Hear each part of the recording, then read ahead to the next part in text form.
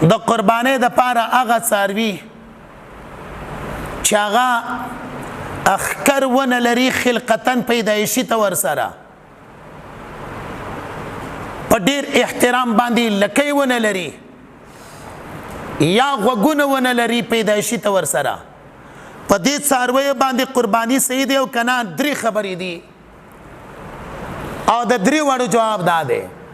هغه د قربانۍ څاروي چې پیدایشي تور سره اخکر ونه لري نو دا هیڅ عیب نه دی قربانی ور باندې صحیح ده دلیل ويجوز ان يذبح بالجماع وهي التي لا قرن لها لان القرن لا يتعلق به مقصودا وكذا مكسوره القرن شامی کی بیا دی هي لا قرن لها خلقتن نو چې پیدایشي تور سره خکر ونه لري قربانی ور باندې صحیح ده او هغه څاروي په ډیر احترام سره چې لکۍ ونه لري نو دا عیب ده لہذا قربانی ور باندې غیر صحیح ده دلیل واما الذنب فلانه عضو كامل مقصودنا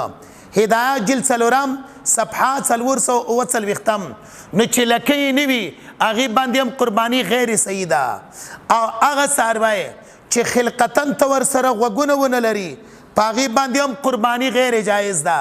دلیل والسکاء وهي التي لا اذن لها خلقتن لا تجوز په دې باندې هم قربانی صحیح نه ده دا مسله تفصیلا پچا کې هدایت جلد سلورم صفحات سلور سو اتصل وختم نو هغه څاروي چې پیدایشي تور سره خکر لکۍ غوږونه ونه لري داغي د جواز او د غیر جواز خبره پم دغه تفصیل باندې شوله هغه څاروي چې خنثی مشکل وي یعنی نه نروي او نه خزي پاغي باندې قرباني څنګه ده احسن الفتاوی کې لیکلي دي چې خنثی مشکل باندې قرباني مکروه ده خنثی مشکل باندې قرباني مکروه ده